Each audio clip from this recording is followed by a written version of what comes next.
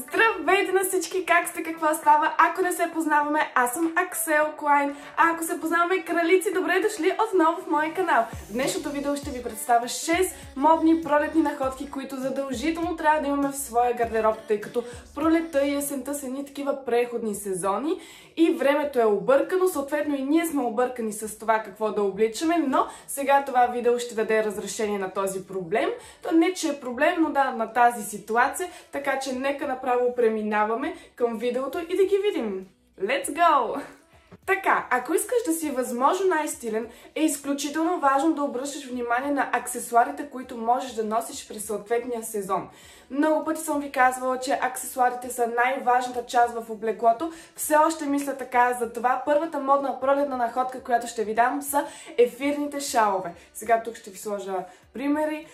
Заменяме тези дебели пухкави шалове от зимата и започваме да носим едни по-тънки шалове, по-къси също може. Лично аз имам няколко вида сатенени и копринени шалове, които нося през пролета и всеки път като ги сложа и съчетая добре, повечето хора ми казват, че изглежда много добре, че облеклото ми е адски стилно и така нататък. Така че на 100% ви препоръчвам да носите ефирни шалове през пролета. Наистина ще изглеждате много по-завършени. И сега като един лек бонус, в края на това видео ще ви покажа няколко начина как можете да връзвате и да слагате своя шал. Така че гледайте до края, за да не пропуснете, защото в крайна сметка е много важно да разнообразяваме начина, по който носим своя шал. Гледайте видеото до края, за да видите какво съм ви подготвила. Или пък превъртете. Но това не е добре. Така че гледайте. Така, сега, пролета е адски предразполагаща да се носят сака и конкретно от този модел тук, който ви слагам. Саката са перфектни за пролета, защото на първи план са много стилни и красиви, а на втори план са перфектни за температурните условия. А реално това е най-трудното в композирането на облекло през този преходен сезон. Така че препоръчвам на 100% сака. Също така ви слагам още няколко примерни аутфита. Може да не са точно тези конкретни сака модели, които ви показах преди малко. Всякакви други типове, оверсайз. Всичко тук вече зависи от вашия конкретен стил, но със сигурност можете да носите сакото като връх на дреха през пролета. И също така, слагате това сако, след това слагате един ефирен шал и облеклото ви става страхотно. Когато запомните, че всякакви по-дебели сака можете да ги носите като връх на дреха през пролета, живота ви става наистина много по-лесен.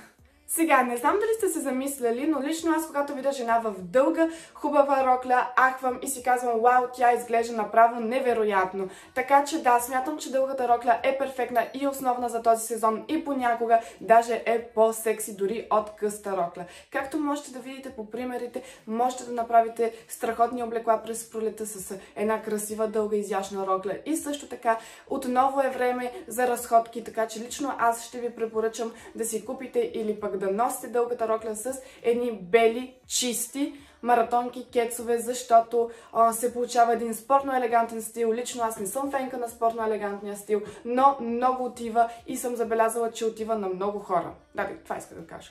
Понякога. Така, естествено, ако има почитателки на късите рокли и просто не харесвате дългите рокли поради една или друга причина или не ви седат добре, съм ви подготвила нещо ново и то е да слагате си една къса рокля или пък къса пола и с нея задължително през пролета слагате чоропогашник отдолу. И без това в видеото ми Модни тенденции 2024 бях ви казала, че чоропогашника ще бъде изключителна тенденция, но дори да не бъде на мода, пак задължително трябва да сложите през пролета чоропогашник отдолу. Оставете голите крачета за лятото и сега не носете поли и рокли на голи крака през пролета. Наистина това е много важно, защото много често изглежда странно. Не е толкова топло, а се ходи с едни голи крака. Ето сега по примерите можете да видите, че чоропогашника даже понякога прави облеклото още по-хубаво и наистина го препоръчвам на 100%. Носете чоропогашници през пролета. Това, което ви съветвам е да имате един задължително черен чоропогашник в гардероба си и един задължително прозрачен чоропогашник в гардероба си. Това е изключително важно. Аз лично преди не носех чорапогашници, не бях фенка, но от когато живея тук в Париж, забелязах, че много се носят, че облеклото изглежда една степен понякога по-добре с чорапогашник и започнах и аз да нося доста чорапогашници и наистина започнах да ги препоръчвам на хората. И сега тук се появявам с една огромна класика, която нямаше как да не ви я кажа, и тя е естествено класическия пролетен шлифер.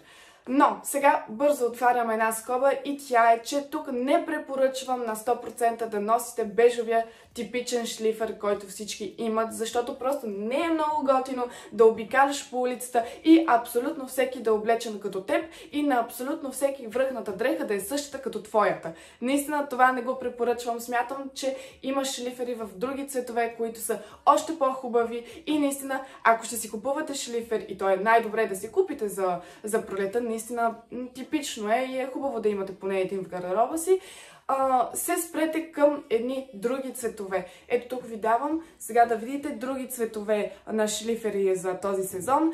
Според мен тъмно синя е много добър, зеления също и просто всичко друго, освен този бежовия шлифер. Всичко друго, освен бежовия шлифер.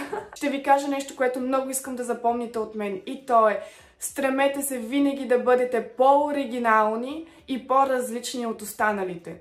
По какъвто и да е начин, просто бъдете по-различни. Това ще бъде във ваш плюс, в огромен плюс. Задължително през пролета е да имате ризи или пък да се спрете поне върху една синя и една бяла риза, защото ризата е перфектна за този сезон. Сега ще ви кажа защо. Значи ризата е с копчета и всеки път, когато ви стане студено, можете да ги закопчаете, а пък всеки път, когато ви стане топло, можете да ги откопчаете. Също така, под ризата си можете да сложите различни топове, бюстиета и така нататък. И така откопчавате ризата и наистина става перфектно за, както казах, температурните условия. Така че да, ризата е един много добър вариант за този сезон и го препоръчвам на 100%. Смятам, че ризата е изключително модерна, могат да се направят супер различни облекла с нея в вариации на всякакви стилове, както можете да видите. Наистина е перфектна за този сезон. Между другото, почти никой не го казва това и почти никой не се досеща, че ризата